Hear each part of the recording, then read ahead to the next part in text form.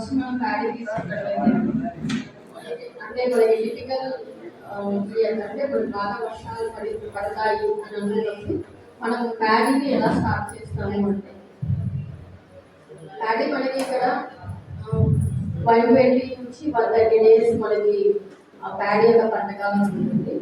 మనం యాక్చువల్గా బాగా వర్షం పడినప్పుడు జూన్ 15 నుంచి జూలై 15 వరకు మనము ఏదైతే నాటు పోసుకోవడానికి చేస్తామన్నమాట. అంతకంటే 1 మంత్ ముందు మనము పడ్లీలు తర్వాత ఈ ల్యాండ్ ప్రిపరేషన్ అనేది మనం చేసుకుంటాము.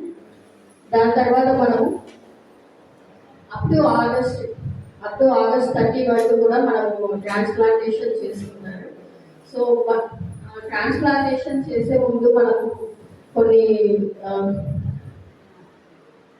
ప్రాక్టీసెస్ కూడా చెప్తున్నాం ఫార్మర్స్ కి. ఏవైతే ట్రాన్స్ప్లాంట్ చేసేటప్పుడు ప్లాంట్స్ యొక్క కొనలు ఏవైతే ఉన్నాయో అవన్నీ ఉంచుకొని నాటుకోవడం కానీ, లేకపోతే వారి యొక్క వేర్లని మనం మ్యాంగోజెబ్ కానీ కార్బాండేజెబ్ కానీ ఇలాంటి వాటిలో డిప్ చేసుకుని నాటడం వల్ల కూడా కొద్ది వరకు మనకు తెగులని అలా కంట్రోల్ చేయవచ్చు చెప్తున్నాం.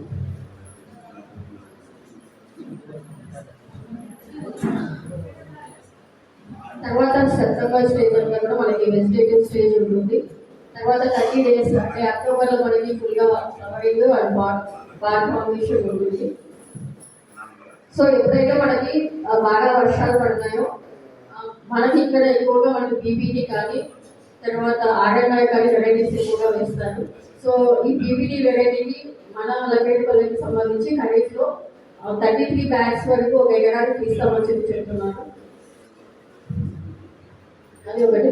ఇంకొకటి మనకి ఎప్పుడైతే ట్రాన్స్ప్లాంటేషన్ జరుగుతుందో ట్రాన్స్ప్లాంటేషన్ జరిగిన కొన్ని రోజుల వరకు మనకి వైల్డ్ వార్ అటాక్ అనేది ఎక్కువగా ఉంటుందని చెప్పి రైతులు చెప్పడం జరిగింది.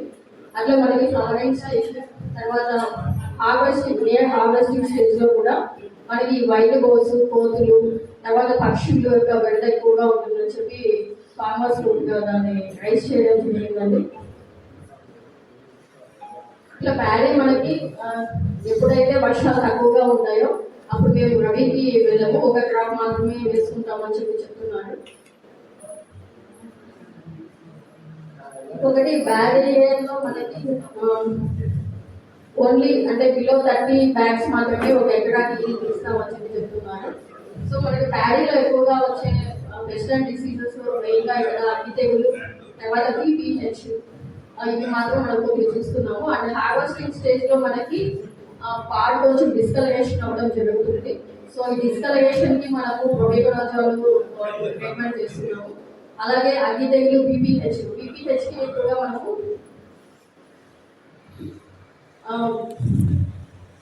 కొంచెం కాలిబాటలు తీసుకోండి చెప్తున్నాము. సో అవన్నీ మనం తీసుకున్నట్లయితే పీపీహెచ్ మనం కంట్రోల్ చేసుకోవచ్చు. ఇంకొకటి అగ్గి తెగులు అనేది ఎక్కువగా మనకి బీపీటీ 5204 ఎక్కువగా అటాక్ అయ్యే పరిస్థితులు ఉన్నాయి.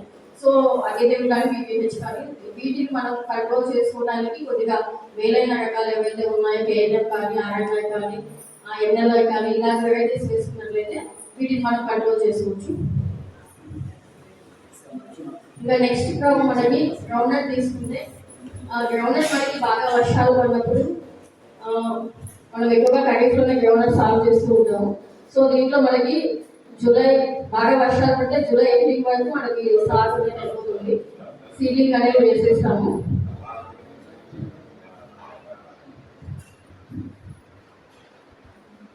సో సీడ్ వేసిన తర్వాత కూడా మనకి ఎక్కువగా వైల్డ్ బోర్డ్స్ అటాక్స్ అనేది ఎక్కువగా ఉన్నాయి. అంటే మీకు చెప్పడం ఏంటంటే వైల్డ్ బోర్డ్స్ సీడ్ వేసిన తర్వాత అప్పుడు అవి మొలకొచ్చేంత వరకు కూడా మనకి వైల్డ్ బోర్డ్స్ వచ్చి వాటిని తోవడం కానీ ఆ సీడ్ అంతా పాడు చేయడం కానీ ఆ మొలకల్ని తినేయడం కానీ ఇలా చేస్తున్నాయని చెప్పి చెప్తున్నాడు. సో వాటికి కూడా మనకి ఏదైనా ఆల్టర్నేట్స్ ఉంటే చూద్దాం. మనకి బాగా వర్షం అంటే ఇయర్లో మనకి వర్షం బాగా పడినప్పుడు ఒక ఫార్మర్ 1 ఎకర్కి 15 బ్యాగ్స్ వరకు ఈల్డ్ వస్తుందని చెప్పి చెప్తున్నాడు. అలాగే కంటిన్యూస్ గా వర్షం పడితే నెక్స్ట్ రబీకి కూడా గ్రౌండ్ నట్ వేస్తారు. బట్ వర్షాలు లేకపోతే మాత్రం ఓన్లీ మనము రబీకి ఇరిగేటెడ్ సోర్సెస్ తీసుకుంటాం కాబట్టి అప్పుడు గ్రౌండ్ నట్ కాకుండా అదర్ పల్సెస్ కానీ తర్వాత హాస్గ్రామ్ కానీ వేస్తామని చెప్పి చెప్తున్నారు. ఇంకా గ్రౌండ్ లో మనకి మెయిన్ గా ఇక్కడ వర్షాకాల పంటకి చూసుకుంటే మెయిన్ గా మనకి ట్రిప్స్ అటాక్ అయ్యే అవకాశాలు ఎక్కువగా ఉన్నాయి. సో ట్రిప్స్ మనం అటాక్ అవ్వకుండా ఉండడానికి చుట్టూ మనం మొక్కజొన్న వేసుకోవడం కానీ, తర్వాత ఆముదము అందరి పంటగా వేసుకుంటాము, ఇంకా కంది కూడా వేయమని చెప్తున్నాము. సో దీనివల్ల ఏంటంటే కొద్దివైపు ట్రిప్స్ అనేది మనము కంట్రోల్ చేయొచ్చు. అలాగే రైన్ఫెడ్ ఏరియాలో మనము ఒక చర్య మీద మామూలుగా మొక్కలు ఉండాలి అని చెప్పి చెప్తాము. కాకపోతే కొంచెం ఎక్కువగా వేసుకున్నట్లయితే మధ్యలో మొక్కలు మనకి ఎక్కడైనా చనిపోయినా కూడా మనకి హీట్ అనేది తగ్గకుండా మనం జాగ్రత్త తీసుకోవచ్చు. ఇంకా బ్యారియర్ లో చూసుకుంటే అప్ టు ఆగస్ట్ ఎండింగ్ వరకు కూడా మనము సోయింగ్స్ చేస్తాము, ఎందుకంటే డిలే ఆఫ్ రైన్ఫాల్ వల్ల. సో దీనివల్ల మనకి కొంచెం ఫ్లవరింగ్ కానీ తర్వాత ఈల్డింగ్ కానీ మనకి తగ్గే అవకాశం ఉంటుంది.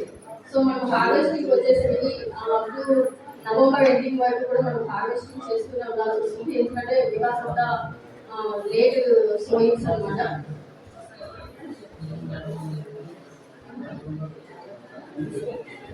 ఫైనల్ గా చూసుకుంటే రెగ్యులర్ ఉంది. రెగ్యులర్ మనకు ఖరీఫ్ లో జూలై 15 లోపల సోయింగ్స్ అనేది జరిగిపోతుంది. సో ఇది దాదాపు 6 to 7 months క్రాప్ అనమాట. ఇది మంచి అంటే బాగా వర్షాలు పడ్డ ఇయర్లో మనకి లైట్ ఉన్న టైంలో అయితే మనకి ఈల్డ్ 4 to 5 క్వింటాల్స్ వచ్చే అవకాశం ఉంది. అలాగే ఒకవేళ పడడం వల్ల కానీ ఇలాంటి టైంలో ఏంటంటే మనకి వెజిటేటివ్ అనేది ఎక్కువ గ్రోత్ అయిపోయి ఫ్లవరింగ్ అనేది తగ్గిపోయే అవకాశం ఉంది. కాబట్టి ఆ టైంలో కొంచెం ఈల్డ్ అనేది ఒక 3 to 5 అలా వచ్చి 3.5 క్వింటాల్స్ అలా వస్తుందని చెప్పి చెప్తున్నాను.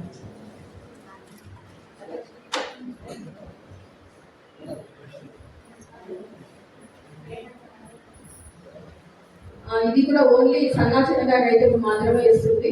దీని యొక్క ఎలిజిబిలిటీకి వస్తే ఎవరైతే ఫార్మర్స్ 2019 కంటే ముందు పట్టా ల్యాండ్స్ ఉన్నాయో వాళ్ళు మాత్రమే దీనికి ఎలిజిబుల్ అనమాట.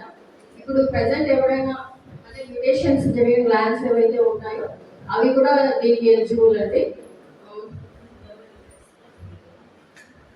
దీని యొక్క ముఖ్య ఉద్దేశం ఏంటంటే ఫార్మర్ కి కొద్ది వరకు ఫైనాన్షియల్ గా చేదోడు వాదోడుగా ఉండాలి అనేది దీని యొక్క ముఖ్య ఉద్దేశం. వాళ్ళు ఇచ్చే 2000 తో మనం ఏమీ చేయలేము, బట్ ఆ 2000 అనేది ఏదో ఒక యాక్టివిటీకి అట్లీస్ట్ సీడ్గా లేకపోతే ల్యాండ్ ప్రిపరేషన్ గా ఇలా ఏదో ఒక దానికి ఉపయోగపడుతుందనే ఉద్దేశమే దీని యొక్క ముఖ్య ఉద్దేశం. ఈ దాదాపు మన మండలంలో లక్కిడిపల్లి మండలం చూసుకుంటే 6,298 ఫార్మర్స్ కి మనం ఇప్పటి వరకు ఈ పిఎం కిసాన్ అమౌంట్ అనేది డ్రా చేయడం జరిగింది. నెక్స్ట్ అన్నదాత సుఖీభవ.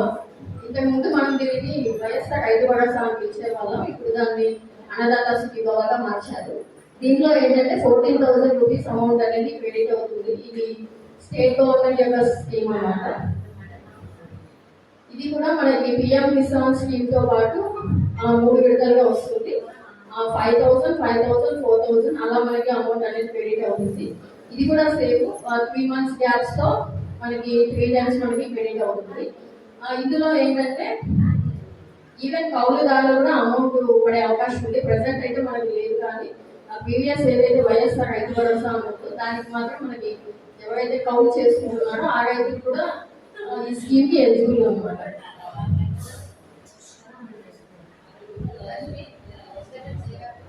ఆ స్కీమ్ కి ఎలిజిబుల్. ఇంకొకటి ఇందులో మనకి లిమిట్స్ ఏం లేవు. ఇప్పుడు పిఎం కిసాన్ లో అయితే మనకి 2019 వరకే ఉన్న ల్యాండ్స్ వరకే మనము ఇస్తాము, బట్ దీంట్లో అలా కాదు. రీసెంట్ గా ఏవైతే కొనుగోలు చేసినా లేకపోతే మ్యూటేషన్స్ చేసినా కొత్తగా ఎవరైనా పట్టాలు తీసుకున్నా వాళ్ళందరూ కూడా దీనికి. అలాగే పొలం పడి ఇది మామూలుగా మనము ప్రతి సీజన్ కి ఒక మండల లెవెల్లో ఒక పొలం పడి కార్యక్రమం అనేది